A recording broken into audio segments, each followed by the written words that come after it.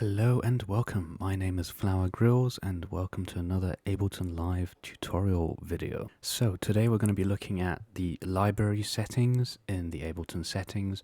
This is going to be a rather quick video. Here we are, and the first setting is collect files on export.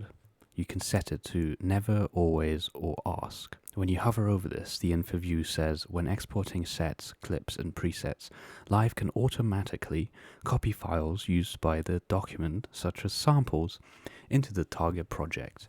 Choose whether this should always happen, never happen, or if you should be asked at every export. Now, I was quite confused by this. I wasn't sure if this is the same thing as collect all and save up here, but it's not. It's very different, so let me give you a demonstration. So I've made this drum rack here with this sample that I've got on my desktop over here. I simply dragged the sample here, then I added some arbitrary effects to it. Now I'm going to switch this over to never. Let's see what happens. So first you can save it, and this will save it to the library. So let's do filtered sample. This is going to overwrite what I just did. Move this file so that Ableton can't just find it on the desktop. Okay, I've moved the file, as you can see.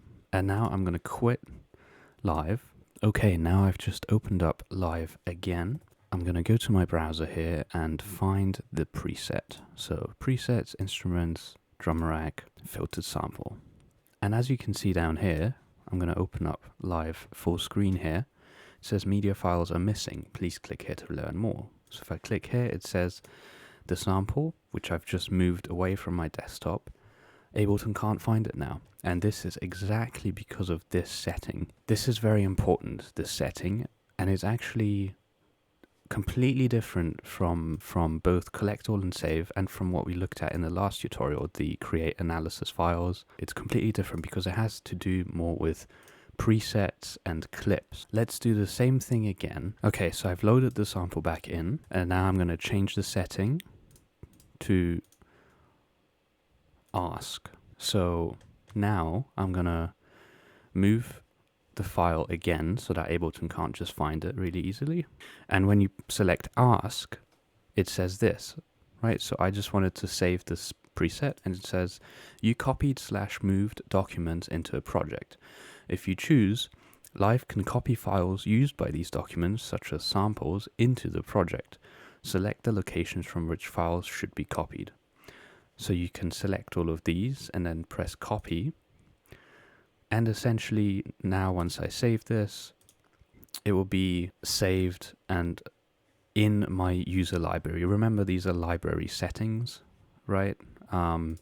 So here, when I go to here and I go to samples and then imported, you can see here is the sample that I used.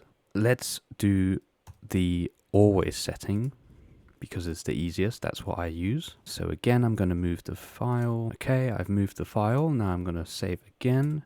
As you realize, it doesn't ask me the same text as it does before in regards to whether I want to save that sample. There we go. And now if I close Live again, and once I find that preset again, instruments, drum rack, filtered sample, there you go. It's got no problem finding it, even though I've moved the file. So as you can see, always and ask is quite useful. You can use ask if you save a lot of presets and clips and sets, and you don't want to waste your space by having two versions of the file potentially on your machine.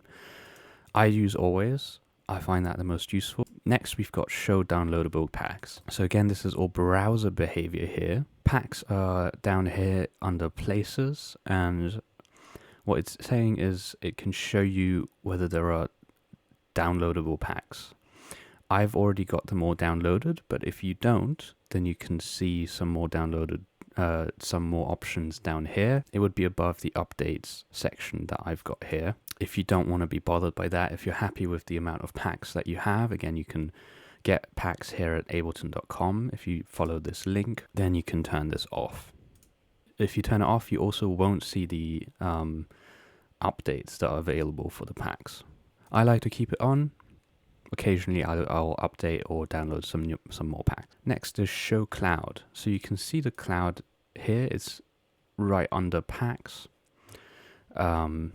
Once you sign in, and for example, if you have the Note app on your phone or iPad, then you can directly transfer your sets from your phone to your Mac and from your Mac to your phone. It's quite useful if, for example, you've made something that you really like on your phone and you're like, well, I want to keep working on this now. This is actually really cool. Or you can do that through cloud, and then you have to sign in, and then you can transfer files here. I don't tend to use it, so to save real estate, I keep it off, and there you go. Next, you can show push. So when you turn that on, as you see here, it shows this section. However, remember, this is only for the standalone push. I've got a Ableton Push 2 that's not standalone. You have to connect it via a USB cable. So this setting is useless for me. But if you have a Push 3, which has its own CPU and storage inside of it, then you can, again, similar to the cloud, you can transfer files between the push and your laptop and your laptop and your push. And lastly, we have content locations. So we have the location of the user library. Now this is entirely up to you. The default section of your user library would likely be under music here, and then Ableton, and here's the official user library place, right? If you ever want to find it.